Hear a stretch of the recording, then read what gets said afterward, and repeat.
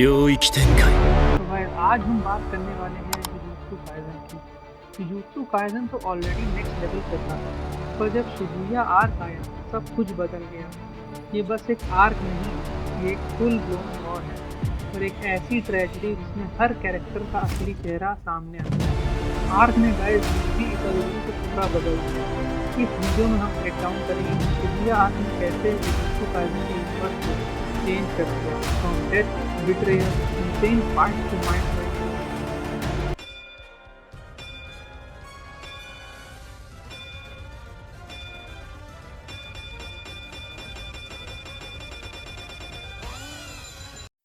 Shibuya arc की story शुरू होती है 31 अक्टूबर को, यानी हॉलोवीन डे के दिन।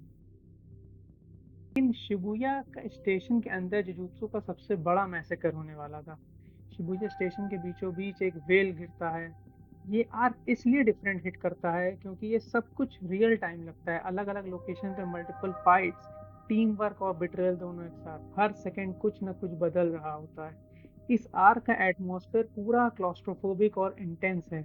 यार पूरा एक डार्क टोन पे है, जहाँ हीरोज हार रहे हैं और विलन जीत रहा है।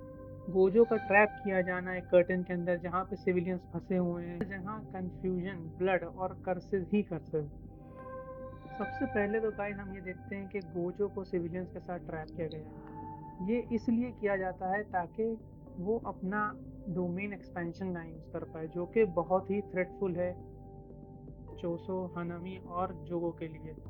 लेकिन गोजो अपना अनलिमिटेड वॉइड यूज करता है और फिर एक के बाद एक ड्रैगन, हनामी, जोगो इन सबको सिंगल हैंडेडली क्रश किया। और सबसे शॉकिंग मोमेंट वो था जब गोजो सतोरो सील हो जाता है प्रिजन रेल में।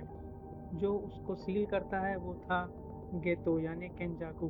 गोजो के सील होते ही पूरा जेजेके वर्ल्ड पूरा वल्नरेबल हो गया था। फिर एंट्री होती है केंतो नानामी की, एक फैन फेवरेट जुजुत्सु सॉर्सरर, जहाँ पे उसकी एंट्री के साथ ही वो नोबारा को सेव करता है शिगेमो से।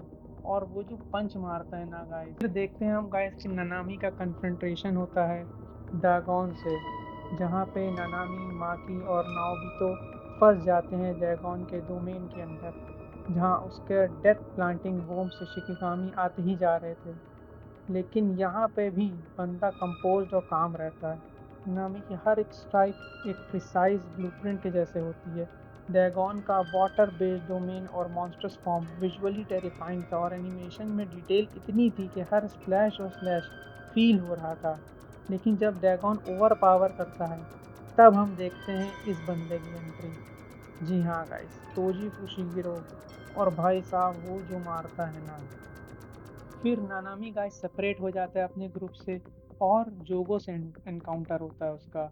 नानामी उस वक्त ऑलरेडी इंजर्ड होता है। जोगो जो एक प्योर कर्ज स्पिरिट है विद वॉल्केनिक लेवल पावर, एक ही स्नैप में नानामी को जला देता है। पूरा उसका आधा एक फेस का साइड जल जाता है। बहुत ही वल्नरेबल हो जाता है नानामी। उस मापा का एनिमेशन पीक पे होता है, फ्लेम्स की डिटेल, बॉडी बर्निंग इफेक्ट, उसका एक फेस का पूरा साइड बर्न होना।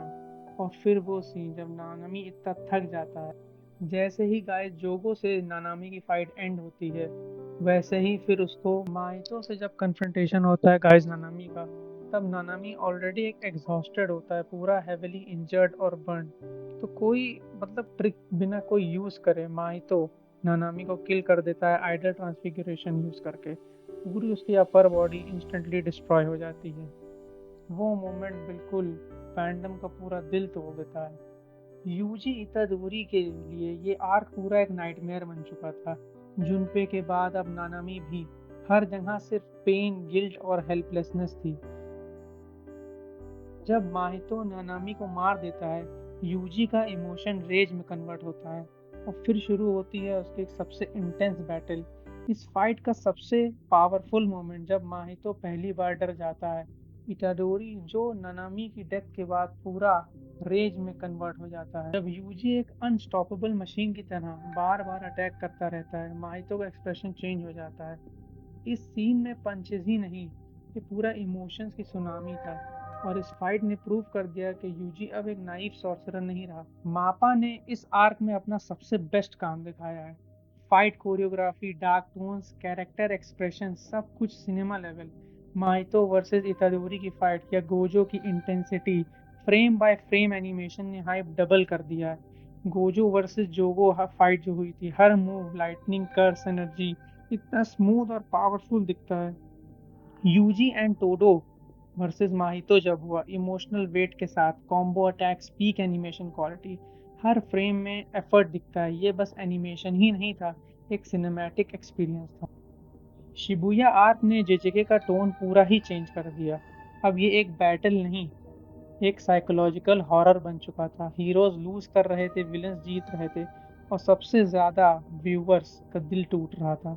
शिबुया आर्क सिर्फ स्टोरी ही नहीं, ये एक टर्निंग पॉइंट है जहाँ से सब कुछ डार्क हो गया।